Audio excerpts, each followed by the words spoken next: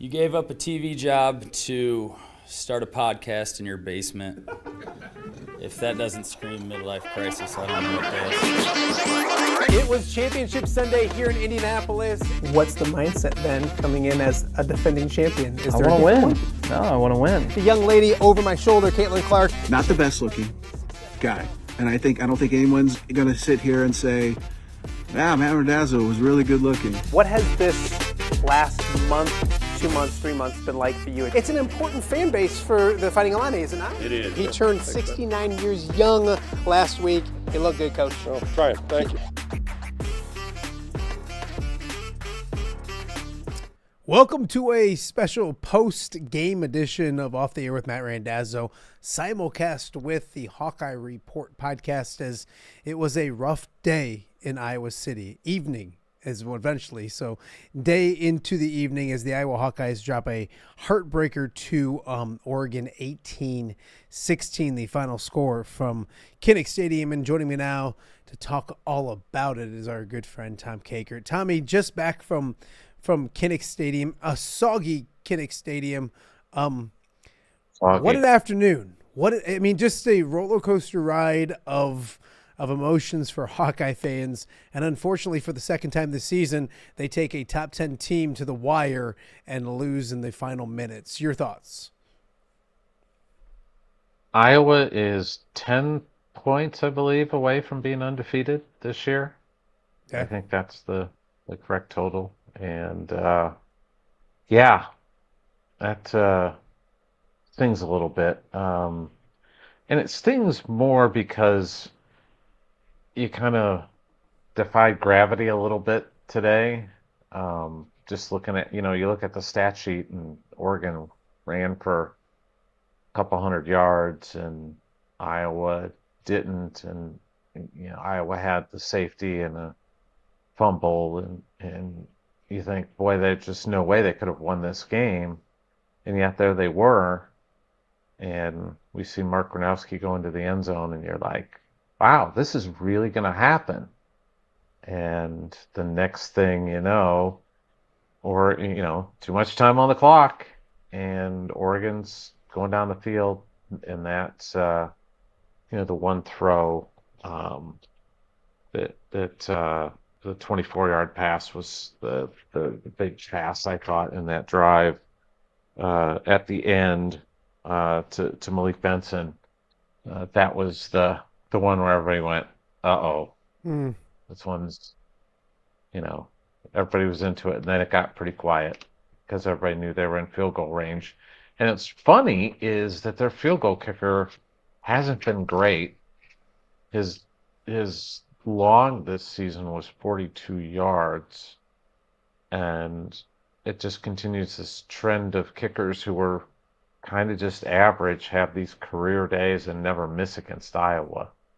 And usually they're Iowa State kickers, but this time it happened to be a Duck, an Oregon Duck, who nailed 3 field goals, and all 3 of them were really pure. I mean, they're just right down the middle. So just a tough loss because everybody got excited. I mean, your field storm was just about ready to happen, I think, and everybody was pumped. You're stay alive in the race to potentially get into the college football playoff. All these things just went out the door in the blink of an eye, and it stinks. But as the wise Kirk Ferentz would say, that's football. Yeah, Tom, I think the main thing that we both and you just mentioned how close they were, they made mistakes again against a really good team that you can't, and I'm not saying Iowa had to be perfect, I'm not, but they made crucial mistakes. I think it was my son when I got home that was like, boy, Dad, you lose by 2 and you give up a safety on a punt from the 38-yard line. It wasn't like it was a punt deep in enemy territory or, his heels were back against the end line or anything like that. It was a crucial mistake. And another game, Tom, 3 big games when you talk about Indiana, you talk about Penn State and Oregon now, where they gave up a big play. or bad play early on, and that, Yeah. and then obviously the fumble by Caden Weegan that was confusing. I think in the booth, I think it was the right call. I think it was a fumble. No, they blew it dead, Yeah. which I think is the frustrating thing, because when you hear a whistle blow dead, you kind of stop going after recovery, and you kind of saw the Iowa players stopped going for it because it was blowing dead. So we'll get into all those, but I think my point is they'd made too many mistakes that you just can't make in big games like this. Your thoughts? Yeah. Yeah.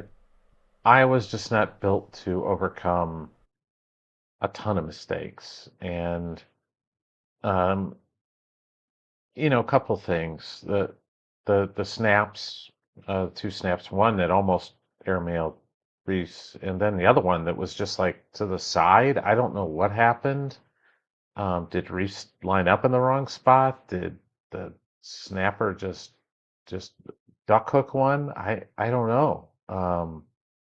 That was a weird one. And um, I don't know. I asked Kirk about it after the game, and he said that he didn't know exactly what happened, assumed it was probably a wet ball, which I would assume, and he said they got it corrected. But it shouldn't have been a second one. There should have only been one that was almost airmailed. So I don't know what happened, but yeah, it cost him 2 points. How many points did they lose by, Matt? Yeah, no, that's the exact words from my son's mouth. Is you lost by a safety early on. The fumble, I don't know. The fumble was just a judgment call. He definitely fumbled it. Definitely lost the ball before he was down. So it was out. I don't think anybody's going to argue that But point. I don't think that's the argument. I think it's the fact that when you blow it dead, you saw the ball. It was like, I think people in the press box were like, how did he not recover it? It was right there between his legs, and you can kind of see him and I guess you should probably just grab the football. I get that. But it's almost like he kind of eased up because he heard the ball was being whistled down, and Oregon ends up with the football. So I think that's and you're right. It was a fumble. So the right call was the right call, but I just think maybe the recovery's different if they don't blow it dead. I don't know. Yeah. It's a bad situation. Just not great. But happened. You got to keep playing. And they got points off that drive, too. Took points off. Iowa would almost assuredly have gotten points. And they scored on that drive. So, it was not great. Not great at all. You look at it, Tom, and this team, I think the things that stand out for Iowa is the fact that they gave up a ton of yards on the ground, and they didn't tackle. 200, obviously, 261 yards. One leads to the other. I haven't seen Iowa give up, and yes, they gave up. The defense gives up 18 points, but they, that old bend don't break defense. That's what it felt like for most of the games. Your thoughts on the run defense in particular, because you figured with the wet conditions maybe hampering the passing game, Iowa was going to get a one-dimensional Oregon, and you could stop the run, and it would be a beneficial and a good evening. Your thoughts on the run defense or lack thereof this afternoon? Now, Oregon came in averaging 237 a game on the ground. And all three of their top three backs, all three of them were averaging basically 7 yards or more per carry. So they came in running the ball really well.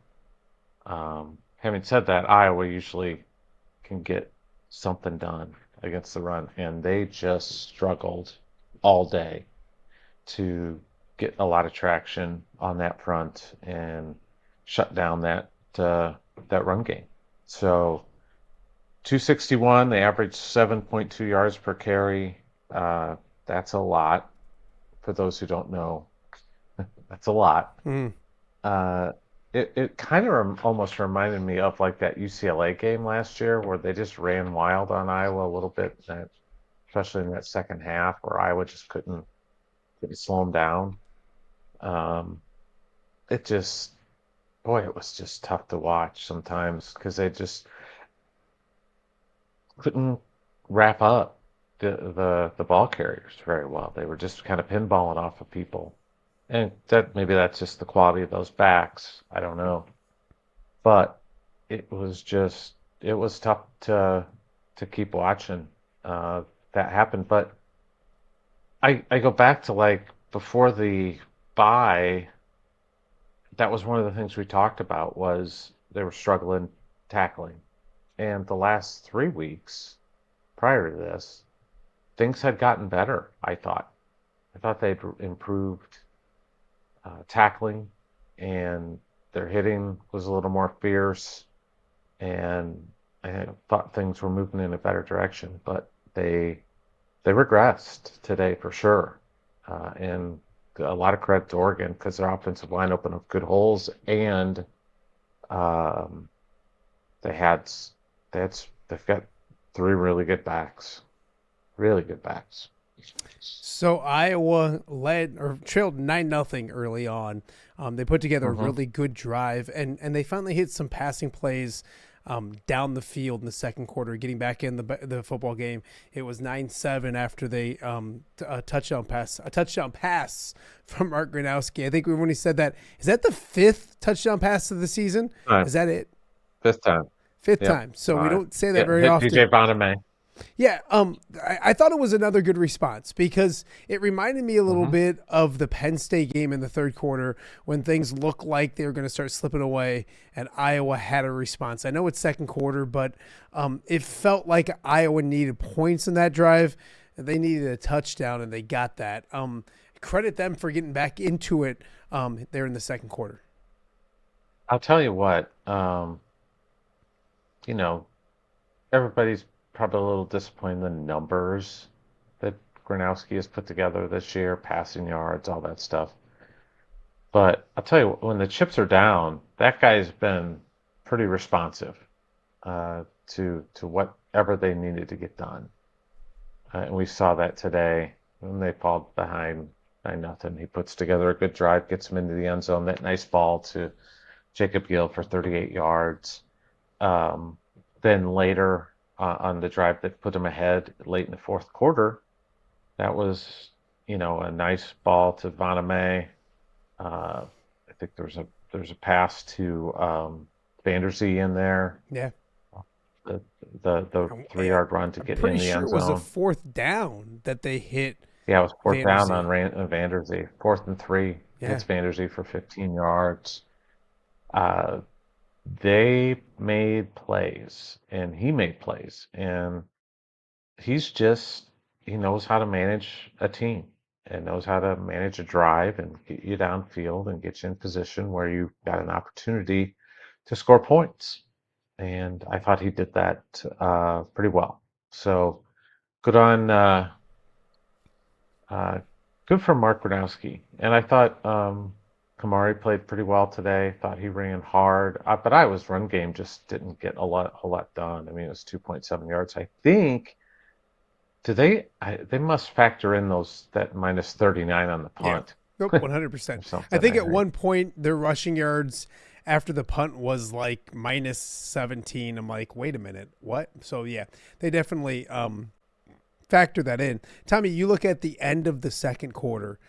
I thought that was big too. Iowa had a chance to drive, maybe take a lead with field goal. I think we had the 2-minute warning on a 3rd and 8. They set up a screen. I think it was. Gronowski couldn't get rid of the football. They get a sack.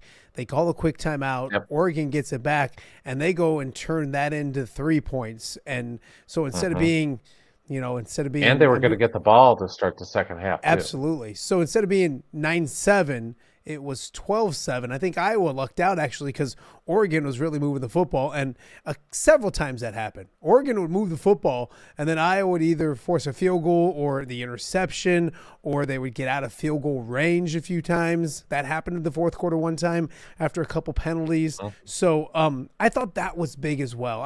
Iowa had momentum, possibly a field goal gets them up 10-9 at the half, and instead Oregon steals 3 points. So we talked about it earlier this week on your podcast and then also on this show that Iowa made mistakes in the first quarter against Indiana and Penn State, and they didn't play well to close out the first half against Indiana and Penn State, and both of them happened against Oregon as well. I thought those were, I mean, in this game, 3 points, as we can see, was huge, and it was in this case as well. It was there. I can't say it enough. This game was there for the taking. It would have been a theft, just based on the numbers because Oregon had better numbers. But it would have. Iowa had a chance to Iowa this one. It was almost exactly like, and you and I were talking about this today. The Kirk Herbstreit was on McAfee and College Game Day, and he was just basically whispering Iowa's going to win, and he talked about how it was going to happen. He called and 16, gosh darn it, 15. Man, and it almost happened exactly how he said it was going to happen. You know, it was wild. Yeah. And you were sitting there and going, they're going to do this, and then because Phil Parker's defense is going to come up with a play, and they didn't. It was sort of like that ending of that. What year was it? It was like Trace McSorley, I think, with Penn State. Remember that? And the Johnson kid, catching the back of the end zone. Walked him off. Felt like that game. Yeah, walked it off. It felt like that. Just like, everybody's excited. The stadium was ready to explode, and then just kick right in the nether regions. Yeah.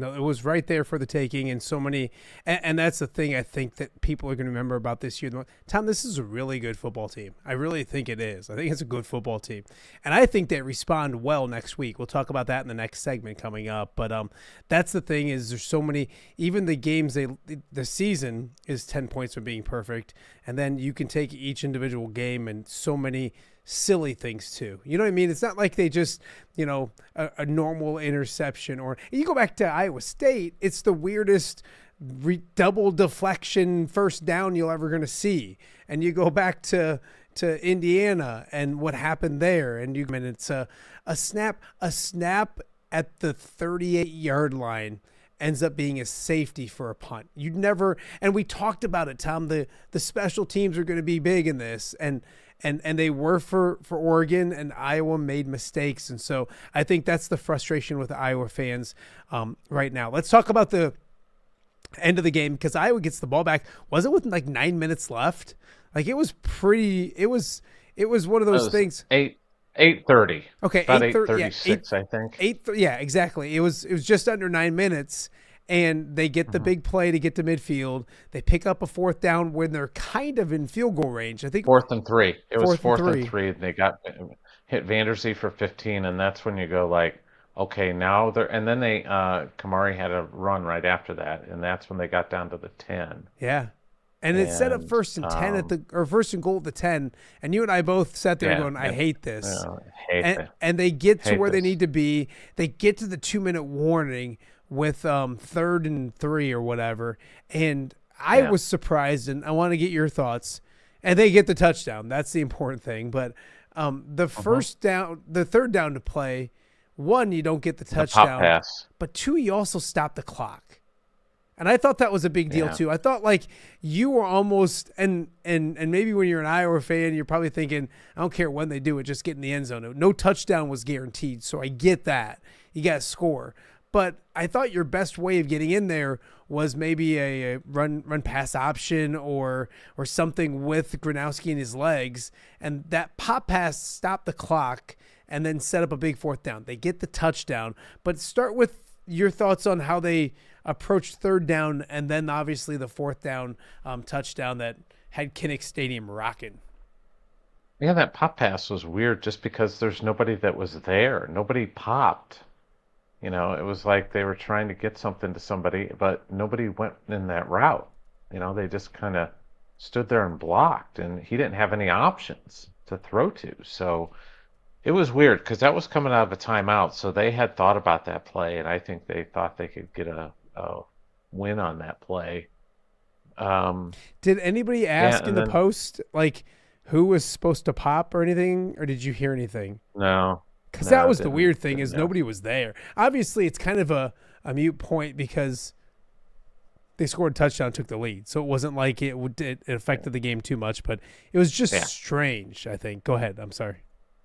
Yeah, and then they didn't execute on the 2-point play, and they've struggled on the 2-point play all year. So that was another tough one. Did ask Gronowski did get asked about that, and he said basically um, the Ducks set up. They do something every time, kind of down there. It's almost like a picket fence kind of thing, and and it leaves space in there, and they were trying to get Weegan in one of those spaces, and it just didn't work. And um, you know, you saw what happened. Then it tips back, and they're out of bounds, and don't get the they initially have the 2 points, and then their 2 points are taken off. So then it's a 1-point game, and they've got a $1:51 left, and that was all in 3 timeouts. And yeah, they dinked and dunked, got to around midfield, and then went for a little bit more of a chunk play. Got what they were looking for with single coverage, and hit the play, and everybody went, uh-oh, they're in field goal range. Yeah. Went from there. And that was the big one where when they got to field goal range, you knew it was one of those things. I think I turned to you and I was like, they need a turnover or a sack to get them out of field goal range. And they just didn't get it. And it was crazy because, Tom, that place went from being electric to being really quiet really fast. Obviously, disappointment after the game. Take me through the post game. I got out of there, came back here to set this up. What was the mood? What was the thoughts? What were the things you gathered after Iowa's 18-16 loss to Oregon? Yeah, it was.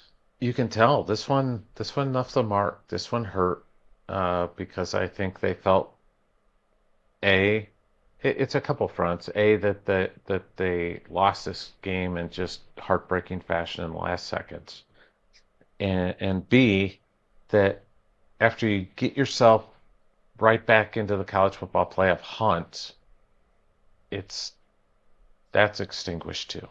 That's over. So it's those two things just at once that just kind of tend to gut you, a little bit. It really got you. So now they got to lean on that senior leadership, the Logan Joneses, the Mark Gronowski, the Bo Stevens, Jenny Dunker, guys like that, Xavier Wampa, Cohen Intringer, Ethan Herkett, Max Llewellyn, guys like that, Aaron Graves. Got to lean on those guys to kind of say, Monday when you get back to practice, let's put that one in the rear view. We got to move on and get ready for USC because you don't want to have Oregon beat you twice. Yeah.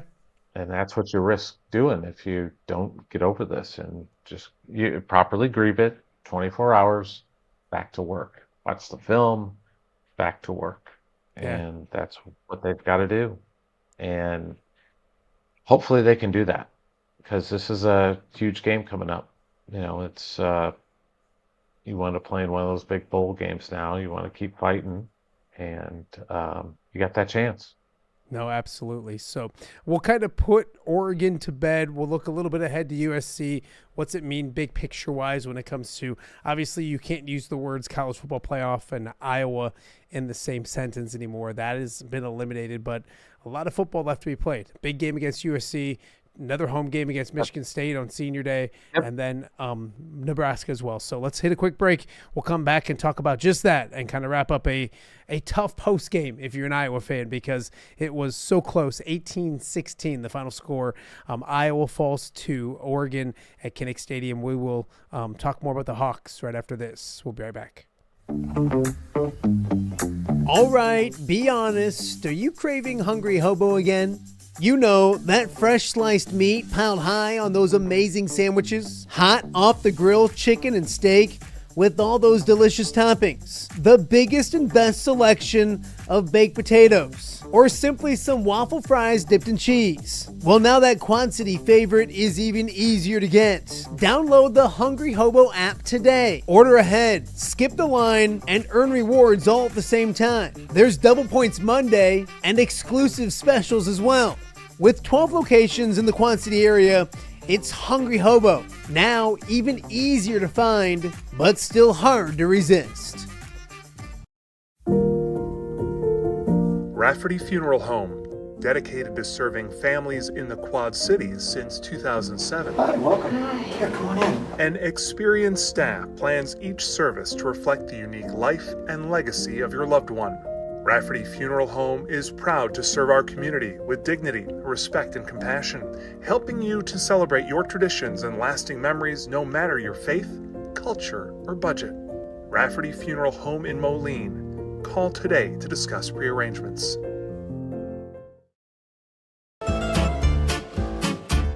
When it comes to quality, convenient pizza, Godfather's Pizza in Silvis has you covered. Featuring a beautiful dine-in area, delivery, and a carry-out window. Godfather's Pizza is that pizza you grew up with, not a convenience store. You see, at Godfather's Pizza, the dough is made fresh daily. That mozzarella cheese is shredded fresh and never frozen. And those toppings are abundantly piled high each and every time. Locally owned and operated since 2010, Godfather's is a huge supporter of local athletes right here in the Quad Cities. So come on by and check them out at 1211 Avenue of the Cities in Silvis. Order online at godfathers.com and reunite with that same delicious pizza you grew up with. Welcome back to Off the Air with Matt Randazzo here on a Saturday evening, a special post-game edition of the show along with the Hawkeye Report podcast, as it's the Hawkeyes falling to Oregon in a tough game, 18-16 at Kinnick Stadium. Where'd Tom Kakert go? I thought you'd be with me. There you are. I meant to come right back to you, and it was just me. It was a button push on my part, but there's Tommy still awake here on a Saturday. This is way past your bedtime, young man. I know. So we've had all those night games this year that have just really done me in because, I'm usually in bed by like 9 o'clock or something, 8:30, I'm old. I don't know. Yeah, I'm getting there too. So let's look ahead, because obviously Iowa now 6-3 on the season. They're not in the college football playoff discussion, and they won't be. And I think Iowa fans will talk about that probably for the rest of the season, but a lot this week. Iowa players have to turn the page. It's easier said than done, but Kirk Ferentz usually does a really good job with it. I can see an inspired, frustrated, focused team going to USC next weekend. Your thoughts on how this thing gets refocused for a big game out at USC? Yeah, that's where you lean on the senior leaders. That's what you do. Your coaches and your senior leaders get the guys ready to go and set the example every day in practice. They've done this routine forever. It's just how they operate, never too high, never too low. And you can't win last week, but you can win this week. So that's the mentality that they have to take out on the practice field and then onto the field at the Los Angeles Memorial Coliseum on Saturday afternoon when they face the USC Trojans. I don't want to get too much into USC. I did watch a decent amount of them on Friday. An explosive offense. I think they only gave up 17 points, but I think their defense can be scored upon. Your first early impressions on USC. We talked for the last couple of weeks, and that was the game that you thought might even be more difficult than the Oregon game because it's not at home and those kind of things. And the West Coast thing, Iowa. the West Coast thing, which is going to get like beaten like a dead horse over and over and over again this week. And I get it, but then I also don't. So your early thoughts on USC? Yeah, it's going to be beaten like a drum this week for sure. As does happen from time to time, but that's a thing. Last year they started so well against UCLA and then just let that game get away, and ended up losing, to a UCLA team I think they should have beat. They just have not played. They did beat USC in the Holiday Bowl in 2019, but everyone says that doesn't count. That's a neutral site game. So it's been, forever since that West Coast win has occurred. So they've got to get over this hump sometime, and there's no better time than this weekend. But SC is really talented. Jaden Maeva is the quarterback, and he's playing really well. They just went to Nebraska and won. They beat Northwestern. That was a close game for a while, and then they just kind of put the foot on the gas in the second half, and I think outscored them like 17-3, something like that, and ended up winning by 21. So they've got a good club. They got a lot of talent. They got some really talented receivers. So Iowa's going to have their hands full. Keep an eye out on the weather out there too. Might be some rain. I know people want to hear that. Yeah, more rain for Iowa football. Forecast is still far out, but keep an eye on things out there. We've already been kind of looking at it a little bit, and there may be some wet weather, and that's on grass out there, so it'll be a little bit different. 6-3, with 3 more games to go. What's your biggest concern with this Iowa football team right now as we get ready for these last 3 games? Good question. I really don't have a ton of concerns about this team. I think they self-manage pretty well. I think they've got the good leadership. It was interesting to me that because I've kind of made the comparison to the 2008 team more than once this year with this team, just because they kind of stumble out of the gate. They lose some close games and just trying to find their footing a little bit. And then and a lot of new faces trying to take different places over, and it kind of comes together about mid-season, and then they end up winning like 5 of the last 6, I think. The only loss was at Illinois on a field goal late in that game. So, and they were playing as well as anybody in the country at the end. I think they put 55 up on Minnesota in Minneapolis, and then won the bowl game against South Carolina really easily, the Outback Bowl, which would be my betting favorite for which bowl to go to this year, by the way. It's now the ReliaQuest Bowl, no longer the Outback, but that would be my betting favorite right now. So it just feels like this team feels like the 08 team in some respect. Yeah, no, I can see it as well. I don't love the tackling reared its nasty little head again. I know. Today, I think that's kind of the one thing out west against USC Fair. that you got to kind of focus on a little bit.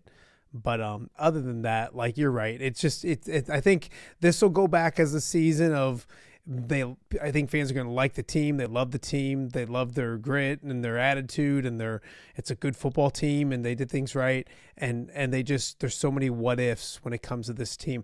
I'll say this too, Tom. If you would have told me that Iowa had lost 3 close games and that their special teams weren't very good in them, I would have thought you were crazy to start the season. I think that's the one thing that, like, when there's been some mistakes, it's been a few special teams mistakes here and there that has cost this team. And I know it's uneven, and the punt return, the kick return game has been really good. The field goal game, and we should mention Drew Stevens tying his school record, 58 yards and stadium record. Yeah, and stadium record. I thought for sure he'd get a chance. I really thought it was there at the 41-yard line with like 5:30 to go. And I'm like, he's going to kick a field goal, and then they only need a field goal to win the game. With that being said, Tom, they were struggling to stop Oregon at that point. So I think you had to go for it, and I'm glad they did. But I think that's the thing right now, and it's people look at special teams and they think of the specialists. And I'm not pointing out only the snapper today, but there's been how do you say it? It's been shaky. Errors. There's been procedure errors in a lot of different things. And it's not, it might not be the kicker, it might not be the punter, it might not be the returner, but it goes to show special teams, when they're really good, you have a 101-yard kickoff return for a touchdown or at Rutgers that nobody's touched. And then if they don't, it's really bad. You almost take things for granted sometimes that they're always so good. Yeah. And they've been good, but not great this year. Yes. Just little things on the margins that add up for Iowa football. They got to be buttoned up on all fronts. Yeah. To be successful. I'll say this too, and then we'll kind of wrap it up. That safety happened, Tom, and I'm not kidding. I said in my head, that's going to rear its ugly head and be the difference in this one. It will. And they lose by 2, 18-16 the final. I was joking that as kind of like no offense in the first quarter, that we were headed to 6-4, second 6-4 game, and but thank God we avoided that, I guess. Yeah, Iowa played the football game they wanted to play and the point range they wanted to play it in and everything else. And they just didn't get, and the same thing happened with Indiana as well. Speaking of which, that Indiana game was crazy. Bonkers. And the way they won it and that catch, how crazy is it that Indiana's arguably the best football team in the country right now? Cignetti's got that horseshoe riding. He's just riding along, man. Yeah. Good for him. Watch Oregon if they get healthy. Watch them in the postseason. Just keep an eye on them. I think they play football that I don't think people expect, and they're tough. They're big up front.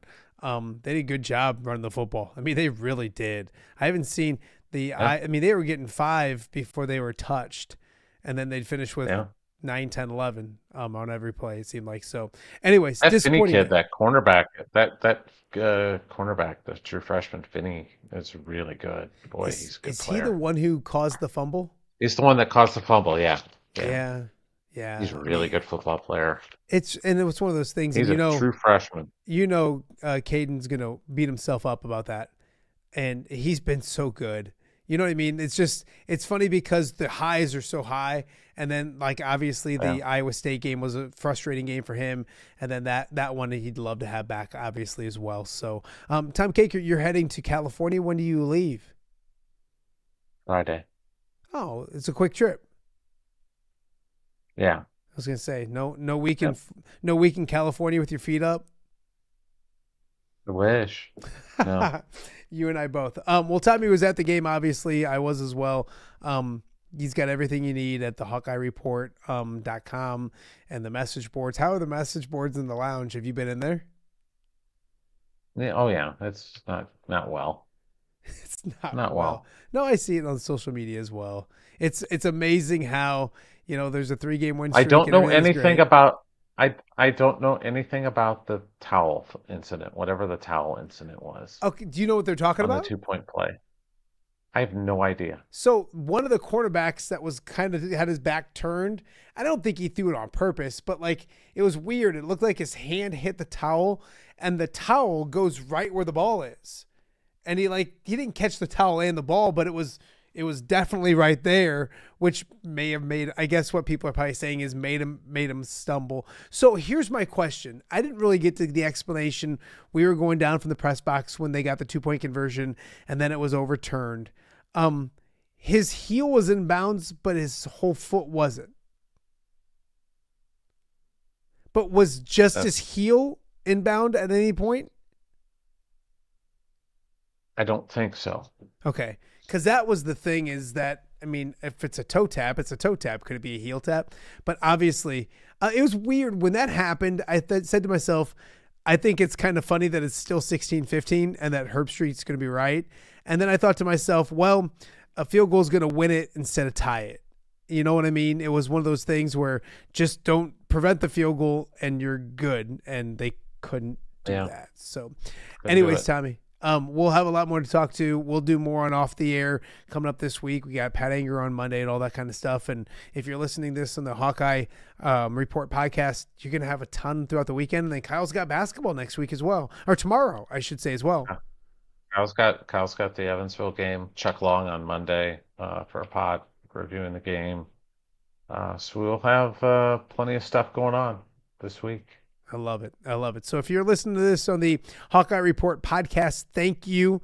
And Tommy, we'll talk to you real soon. If you're watching on Off the Air, we're going to take one more quick break and kind of wrap things up with a look at Iowa State and a few other things before we go to bed and get some sleep. So, Tommy, I appreciate you. We'll talk to you soon.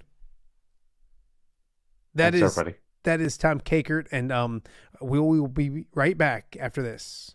Give me the keys. Learning to drive can be stressful for both the student and, yes, the parent as well.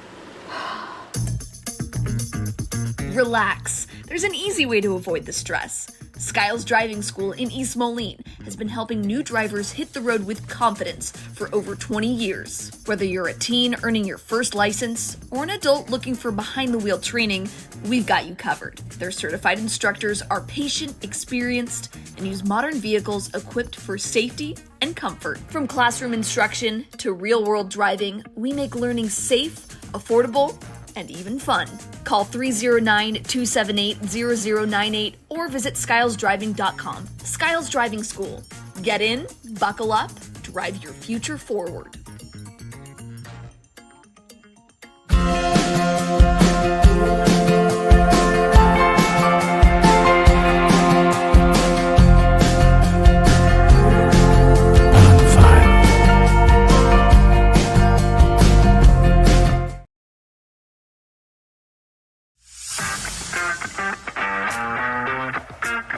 Are you looking to take your next party, tailgate, or golf outing to the next level? You need Mobile Party Experience. MPX features 3 top-of-the-line party trailers equipped with all the amenities you need to party like a rock star. Smart TVs, Yeti coolers, JBL sound systems, grills, bathrooms, and much more. Mobile Party Experience is an experience like no other. Check out my-mpx.com or call 563-514-1470 and book your Mobile Party Experience today.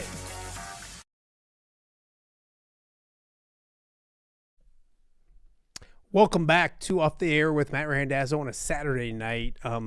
Little post game edition of OTA. We do these on Saturdays, focusing on Iowa. Illinois on a bye week this week. They're back in action next week. Wisconsin won a football game in the Big Ten, which is crazy. A couple people in the chat are asking about the 2-point conversion and the thrown towel. I did see it. I haven't looked at it enough, so I'll go take another peek. But I didn't see it as something like purposefully done. I don't know if that's even a thing.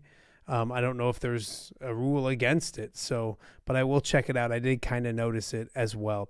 Other games around the world of college football, especially locally, Iowa State goes to TCU, and after losing 4 straight, they knock off TCU. So Iowa State gets back in the win column. They're now 6-4, I believe, on the season. because of the early game. I'm pretty sure they are 6-4. So Iowa State gets back on track. We'll talk more with Jake Brenda about that from the Cyclone Fanatic coming up on Wednesday right here on OTA. In the world of the Big Ten, Ohio State won at Purdue 34-10. The game of the day came in Happy Valley. Penn State now 3-6 on the season. 0-6 in the Big Ten, which is just crazy. 27-24. Indiana scoring a touchdown. If you haven't seen the catch, you live underneath a rock. An amazing catch to win it in the final minutes. So Indiana now 10-0, 7-0 in the Big Ten. The Iowa game, 18-16, Oregon winning that, as we've talked at length about.